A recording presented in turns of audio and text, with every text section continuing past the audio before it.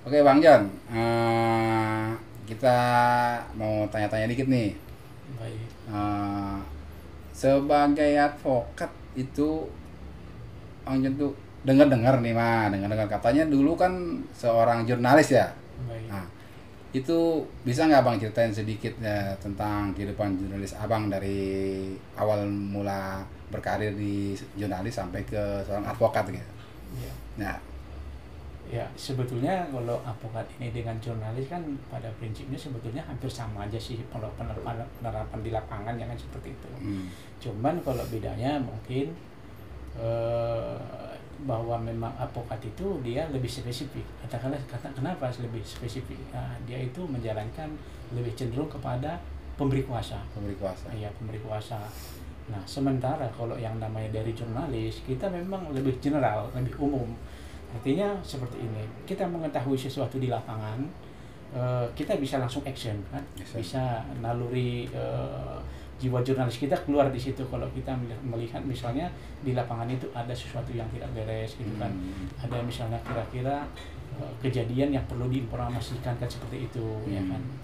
Nah, artinya kan lebih umum lah. Nah, sementara kalau yang di pengacara ini dia hanya dia hanya menjalankan apa yang diterima kan seperti itu, apa kuasa yang diterima gitu kan, dan di situ terserah gitu. Nah, bagaimana proses saya bisa jadi pengacara Ya. kan seperti itu. Nah, itu yang Nah, pengen kita tahu tuh. itu memang karena jiwanya memang tumbuh di pengadilan seperti itu. Hmm, Kenapa di pengadilan? Karena memang saya jadi wartawan jurnalis itu lebih lama memang di pengadilan. di pengadilan. Di pengadilan. Artinya kan sebelum kita terjun ke dunia pengacara, kita udah tahu bagaimana misalnya pekerjaan pengacara, bagaimana misalnya pekerjaan hakim, pekerjaan dari jaksa, itu sehari-hari yang kita Jadi temukan di lapangan seperti itu. Nah, dengan karena memang kita sering berinteraksi dengan penegak hukum itu, makanya sering kita jadi tertarik seperti itu ke ya, tadi eh, kata. pengacara dunia advokat ini kira-kira Berarti begitu. secara global nih yang saya tangkap mungkin lebih banyak lebih menilai kayaknya enaknya jadi advokat nih, kayaknya nih duitnya banyak nih atau apa nih. Itu kira-kira seperti itu, bagaimana itu? Eh, ada salah satu poinnya memang seperti itu, tapi salah satunya sih karena kita ada memang niat kita kan seperti itu, niat kita bahwa memang ada misalnya kan proses hukum yang terjadi di masyarakat, kita ingin sekali memang terjun di dalamnya kan seperti itu. Seperti saya sebutkan tadi, memang wartawan itu dia hanya melihat secara general, secara umum kan begitu.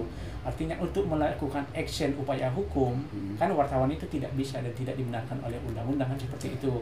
Sementara kalau misalnya di dunia pengacara karena pengacara itu sendiri sudah jadi penegak hukum gitu. Penegak Artinya hukum. bisa melakukan tindakan hukum, bisa melakukan upaya bagaimana penegakan hukum di masyarakat seperti itu. Jadi sebenarnya mah gini ya, kalau kita boleh tahu ya, yang mendasari Lea itu pengen jadi pengacara Ya. apa sih gitu?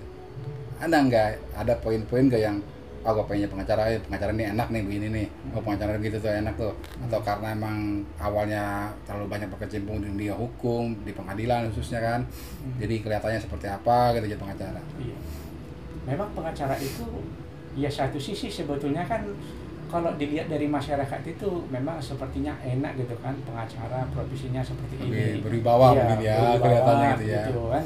Nah, itu bisa juga memang misalnya salah satu poin, tapi sebetulnya kan karena jiwa atau naluri hukum itu tercipta selama kita di pengadilan gitu. Oh, selama jadi Nah, jurnalis ya. selama jadi jurnalis gitu kan, bagaimana misalnya kan sering kita melihat misalnya kasus-kasus di pengadilan, di proses penyidikan, di kepolisian, di pengadilan sendiri kan, bagaimana seharusnya kita bisa berkecimpung di dalamnya, kita langsung misalnya yang melakukan action, melakukan tindakan kan seperti itu.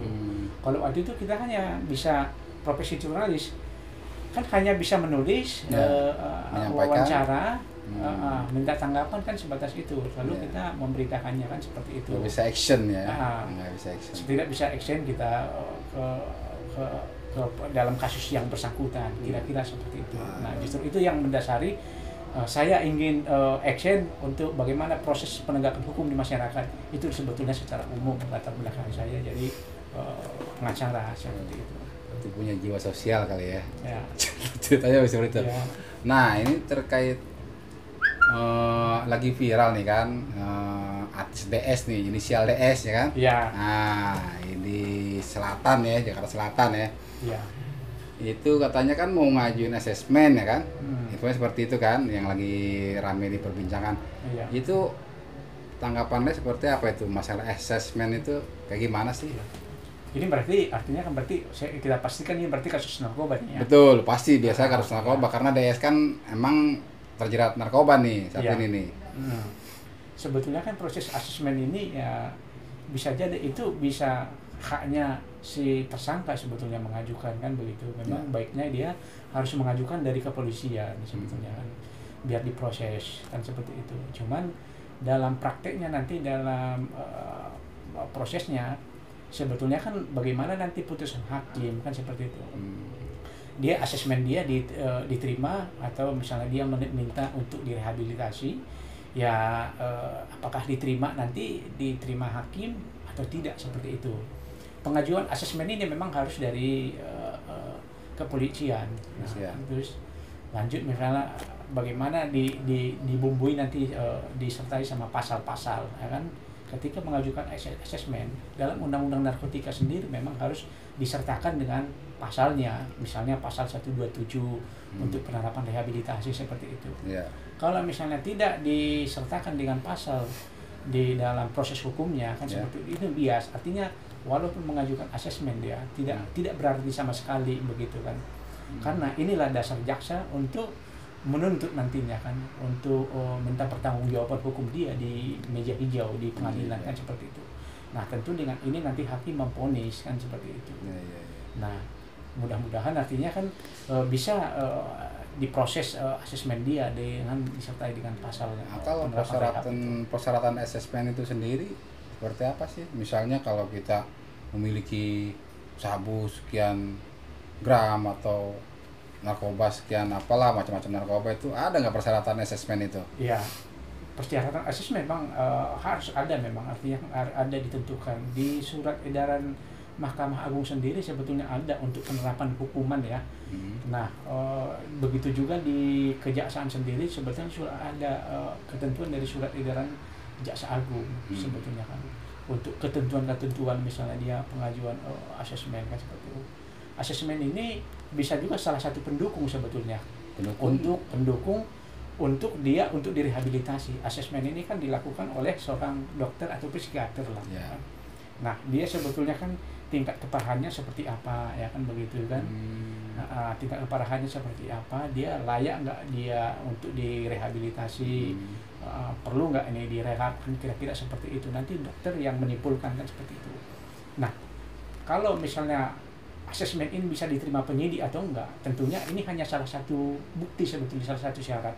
Nah, polisi nanti atau penyidik melihat, walaupun misalnya diajukan asesmen, nah tentunya polisi tetap melihat ini si tersangka, ini orang masuk enggak jaringan hukum, masuk enggak jaringan narkoba seperti itu. Disertai juga dengan misalnya dia juga ada minimal barang bukti, dia juga ada minimal barang bukti katakanlah narkotika untuk jenis sabu katakanlah misalnya tidak bisa lebih dari 1 gram kira-kira seperti itu, misalnya ganja tidak lebih dari 5 gram gitu. Itu jelas memang di surat edaran itu ada, memang ada dan ketentuan ada di situ gitu. Ada di situ ya.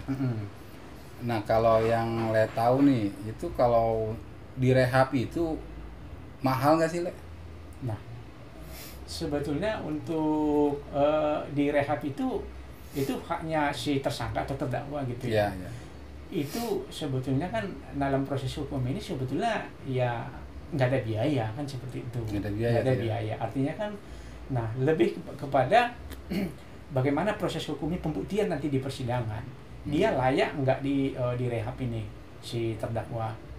Perlu nggak direhab si terdakwa ini, atau misalnya dia dikurangi tahanannya, misalnya kan katakanlah misalnya dia hanya dihukum di bawah 4 tahun seperti itu. Karena memang penerapan misalnya pecandu narkotika ini nggak mestinya semuanya direhab. Nah, di rehab juga ada juga di rehab dari misalnya di yayasan, ada di lembaga pemerintah, misalnya SKO begitu. Rehab juga macam-macam lagi sebetulnya gitu kan. Nah, cuma kan kalau pelaku narkoba selalu ditahan, kalau kita lihat di masyarakat kayaknya nggak ada yang tobat. Nah, Dia keluar narkoba, terus jadi narkoba lagi, malah jadi bandar lagi. uh, Itu penilaiannya seperti apa sih kalau dari sisi hukumnya itu loh? nah inilah sebetulnya kan ini problemnya, artinya kan udah sangat artinya sangat banyak lah, nah, seperti itu. Karena memang bagaimana misalnya kan udah misalnya dihukum kadang-kadang mengulangi lagi seperti itu ya. Saya sebetulnya ada misalnya semacam usulan bagaimana, tapi tentunya dengan merubah undang-undang ya. Iya betul. Ini sebetulnya kan yang pengguna narkoba ini, katakanlah pengguna atau mereka misalnya hanya semacam penyalahguna seperti itu, lebih cocoknya sebetulnya kan dibuat semacam ini, semacam mereka diarahkan ke pekerja sosial sebetulnya. Sosial ya. Pekerja sosial misalnya dia dibuat di satu lembaga, misalnya yang bisa juga diatur bagaimana misalnya di bawah Kementerian Sosial, Kementerian Hukum, mereka dipekerjakan di situ. Daripada seperti sekarang ini kan banyak sekali tahanan itu di rutan atau di LP ya. Ya. Artinya sangat membludak sekali masalah narkoba. Apa untungnya sepertinya? Berarti kalah sama orang gila ya. Nah, itu. Orang gila di dinas sosial tuh yang di mana di panti-panti sosial itu kan, yang orang khusus orang gila itu dipekerjakan deh. Nah, itu. Nah, sebetulnya kan dan mayoritas sekarang yang dihukum di rutan itu masalah pengguna narkoba usia-usia produktif. Artinya daripada ini beban kepada negara, lebih baik tentunya tentunya dengan pengawasan ya. Mereka buat satu lembaga, buat satu lahan ke mereka, pekerjakan di situ kan.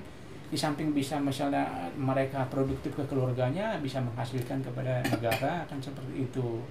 Nah, memang ini sebetulnya kan belum diatur oleh undang-undang, tapi itu sebenarnya usul dan itu saya rasa bagus sekali kita lempar kepada masyarakat. Bagaimana misalnya nanti pemerintah atau DPR apakah misalnya ada arah ke sana untuk merubah undang-undang itu gitu kan. Cuma kan penilaian penyalahguna, pemakai atau pecandu, bahasa-bahasa begitulah, atau dia hanya terjebak dalam lingkaran narkoba atau bandar, itu kan penilaian nanti di hakimnya. Betul. Jadi hakim ini menilainya seperti apa kan kita nggak tahu.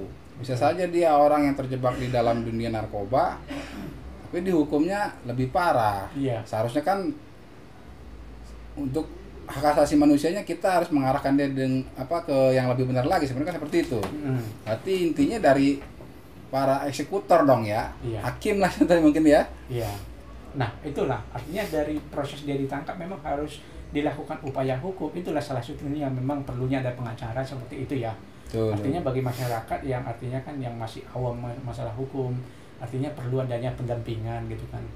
Nah, biar bagaimana misalnya kalau misalnya dia layak atau direhab, dia sebagai pecandu, dia sebagai pengguna, agar ini misalnya kan diajukan, agar ini misalnya dipertanggungjawabkan mulai dari kepolisian ketika dia udah ditangkap seperti itu. Nah, biar bagaimana nanti biar pembuktian nanti di persidangan bisa artinya kan si terdakwa itu atau si tersangka ini langsung misalnya kan dia mendapat hukuman yang setimpal dengan perbuatan dia sesuai dengan barang bukti yang dia miliki seperti itu. Karena di narkoba ini lebih cenderung kepada penghukuman itu mengenai barang bukti, jumlah barang bukti. Cenderung kita lihat seperti itu memang. Iya. Jadi kalau dilihat dari 1 gram lebih dia bandar, di bawah pemakai gitu. Kadang-kadang juga yang di bawah 1 gram misalnya kalau sabu gitu kan ya, tetap aja hukumannya berat juga. Iya. Nah, itulah artinya kan perlu pengacara, artinya perlu adanya misalnya kan peran serta masyarakat lah. Artinya kan memang banyak sekali kita lihat sebetulnya kan di bawah 1 gram ini seharusnya layak dia direhabilitasi. Tapi pada prakteknya sebenarnya kan dia dihukum kadang-kadang lebih dari 4 tahun seperti itu. Nah, ini artinya kan ini hanya sebatas untuk memenuhi lembaga pemasyarakatan aja sebetulnya kan seperti itu ya kan. Makanya perlu aturan lebih tegas, lebih spesifik sebetulnya kan untuk pengguna ini harus direhab harus dia penerapan dengan pasal 127 tentang pengguna tadi atau pecandu. Kalau di rehab sendiri itu apakah harus diajukan sama si terdakwa atau tersangka, atau emang bisa saja tidak mengajukan rehab, hakim putus rehab? Menurutnya seperti apa tuh pengamatan, Dad? Nah, sebetulnya itu dari proses tentunya dari berkas dari dia penangkapan sebetulnya udah ketahuan ini. Artinya kan dia harus mau direhab tentu dilengkapi dengan bukti-bukti. Seperti salah satu yang tadi masalah asesmen. Nah, itu salah satu poin yang mendukung sebetulnya. Ketika dia diminta direhab tapi tidak ada asesmen. Nah, tentu hakim tidak akan misalnya mengabulkan. Nah, Nah, ngomong-ngomong asesmen nih, Le, kan banyak orang awam juga nggak ngerti nih asesmen itu apa sih. iya. Kita bicara kebanyakan banyaklah kalangan-kalangan bawah ya kan yang berkecimpung di dunia narkoba, masyarakat yang kurang mampu yang dengan begonya kan dia bermain dengan narkoba kan. Nah, pihak keluarga sendiri nggak ngerti yang namanya asesmen gitu kan. Nah, menurut Le, asesmen itu pengertiannya apa sih, Le?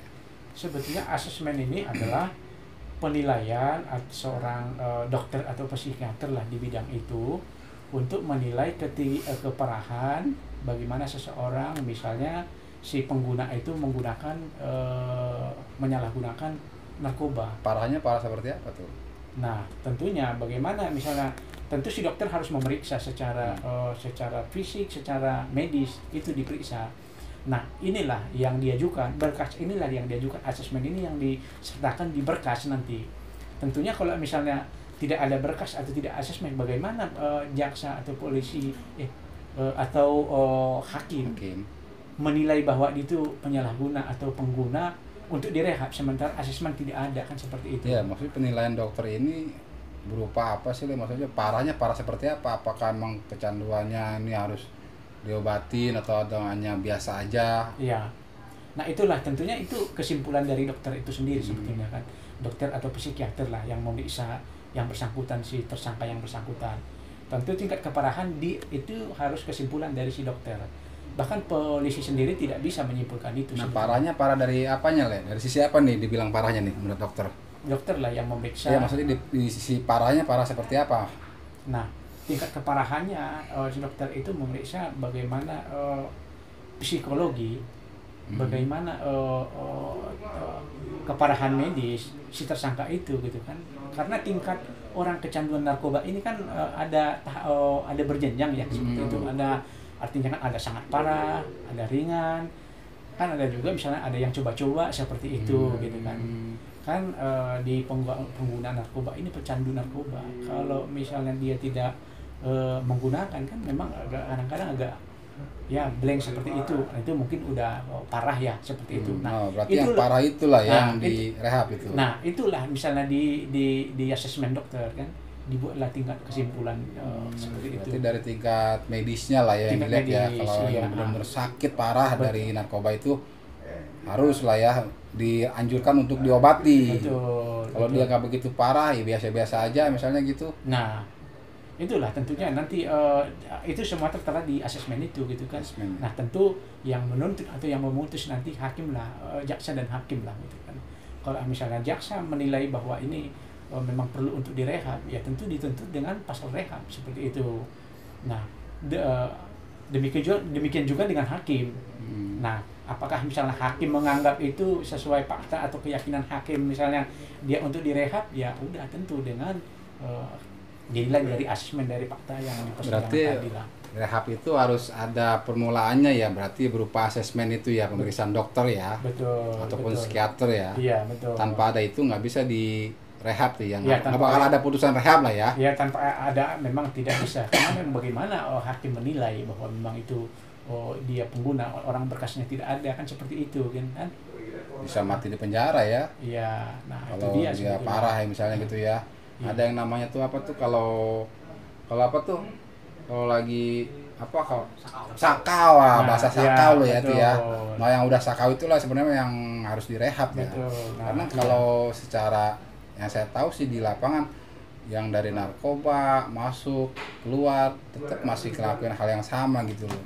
Kesannya jadi pemerintah upayanya hanya sebatas itu aja gitu loh. Entah di lapas itu dia dikasih pendidikan apa atau enggak, atau pendidikan seperti apa kita kan nggak tahu. Yang pasti temuan kita di lapangan banyak kok pengguna narkoba yang masuk keluar tetap sama aja kelakuannya. Nah, ya itu dia memang, karena memang di kadang-kadang di lapas sendiri kan eh, mungkin dia tidak bisa, artinya kan mengurangi tingkat kecanduan dia di sana kan seperti itu. Artinya kan ketika udah pecandu memang kan sulit juga untuk melepaskan siapa kan seperti itu. Makanya sering kita lihat di lapangan bahwa di masyarakat itu udah keluar dari penjara masuk lagi kan seperti itu, karena mereka anggap satu sisi sudah kebutuhan sebetulnya ya untuk bagi para ini ya yang sudah tingkat kecanduan yang parah ya. Jadi seharusnya kan pemerintah bisa mengatasi hal kecanduan itu dengan cara rehab ya, Le, ya. Iya, Seharusnya ya. betul. Kalau di penjara malah jadi. Iya. Bahkan banyak berita-berita yang beredar di penjara malah jadi sarang narkoba. Nah, Banyak suplai ke situ ya. nah itulah artinya kan bisa saja memang seperti itu ya kan. Karena memang ya tingkat ini tadi memang karena memang mereka udah pingin mungkin sebetulnya ya.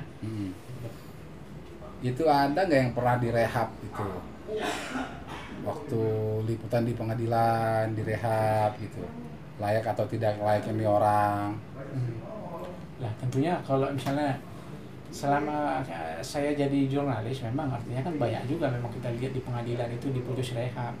Tentunya itu dari keyakinan hakim dan melihat fakta di persidangan juga mungkin sudah dianggap layak direhab kan seperti itu, makanya diputus rehab ya kan.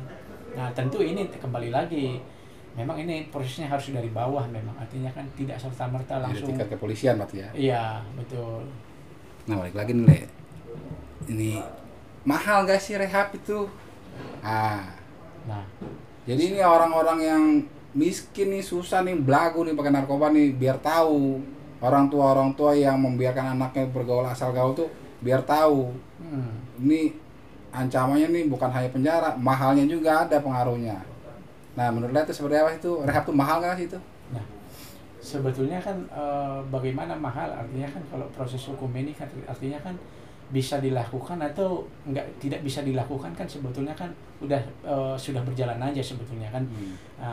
Kenapa mahal? Mahalnya kan karena memang proses ini salah satu dia bisa mengajukan sendiri memang haknya dia. Dia minta agar direhabilitasi satu sisi kadang-kadang si tersangka ini bisa juga mengajukan dari lembaga non pemerintah, katakanlah dari yayasan. Tentu kalau dari yayasan ya artinya kan bagaimana yayasan, aturan dari yayasan lah. Kadang-kadang kalau misalnya ada biaya untuk itu tentunya dibebankan kepada si tersangka ini kan seperti itu. Beda lagi misalnya dengan lembaga pemerintah, katakanlah misalnya dari RSKO, dari puskesmas, seperti dari rumah sakit ya tentu bisa biaya sendiri atau itu urusan mereka dengan lembaga inilah, lembaga medis lah seperti itu. Nah kalau penentuan rehab ini yang menentukan tempatnya rehab itu si hakim sendiri atau siapa lah? Sebetulnya kan bisa juga tingkat rehab ini, pengajuan rehab punya tingkatan sebetulnya, karena punya tingkatan misalnya kan dari kepolisian bisa juga direhab memang. Dilanjut kepada kejaksaan. Dari tingkat kepolisian sebelum masuk ke ranah pengadilan atau diteruskan di kejaksaan itu bisa direhab? Bisa juga diajukan rehab. Bisa juga diajukan oleh dari kepolisian atau penyidik lah seperti itu. Cuman direhab pun artinya tetap harus jalan proses hukum seperti itu. Tetap jalan proses hukum. Tetap harus jalan. Artinya kan tetap putusan rehab ada di hakim itu aja kuncinya. Artinya berarti selama proses hukum itu berjalan dari tingkat kepolisian bisa dilakukan rehabilitasi. Bisa dilakukan. Walaupun toh nanti putusan hakim di penjara nanti hasilnya. Iya betul. Artinya kan nanti bisa juga si penyidik mengajukan rehab, katakanlah rehab. Nah jaksa mengajukan direhab atau tidak kan punya tingkatan semua. Itu sama dengan penahanan lah. Tapi tingkat kepolisian juga mengajukan rehab juga. Dia tahu dari mana kalau nggak ada asesmen, harus asesmen juga ya tetap ujungnya ya. Harus mendatangkan seorang dokter atau psikiater ke polisi setempat itu ya. Iya, itu harus bisa, artinya kan harus ada berkasnya lah dari dokter atau psikiater itu ya kan. Nah nanti bagaimana tingkatan misalnya kan di proses bisa juga dia di kepolisian direhab, tapi di pengadilan atau kejaksaan dia ditahan bisa, sangat bisa, artinya kan punya kewenangan masing-masing lah dalam proses hukumnya ya kan. Nah sebagai praktis hukum, ada pesan-pesan nggak buat para pelaku pidana ini? pelaku pidana dalam arti pecandu narkoba atau pidana secara ya, pidana secara umum ya secara kan seperti itu. secara umum lah, atau termasuk narkobanya juga. Iya, tentunya kalau di narkoba ya sebetulnya kan sederhana ya. Pertama memang jangan menggunakan narkoba kan seperti itu. Nah, yang kedua artinya kan perlu seleksi lingkungan, seleksi sosial. Bagaimana misalnya kan bagaimana lingkungan bisa mempengaruhi seseorang, bisa terjun ke dunia narkoba seperti itu gitu kan. Nah, jangan mau misalnya kan disuruh orang, artinya jangan hindari jaringan yang menyuruh menjual atau menyuruh membeli atau memperdagangkan, hindari misalnya masalah narkoba seperti itu agar masyarakat terhindar dari narkoba ini. Ketika masyarakat misalnya bisa kena narkoba, nanti berakibat fatal seperti itu. Ya, ya, ya. Kalau tindak pidana yang lain ada nggak saran-sarannya kayak gitu? Tindak kejahatan yang lain, misalnya jangan ngulangi lagi lo, resikonya begini, resikonya begitu lo. Iya. Sebetulnya tindak pidana yang lain sebetulnya kan sangat banyak sekali gitu ya. Artinya kan di hukum pidana itu kan adalah spesialis lebih khusus ya.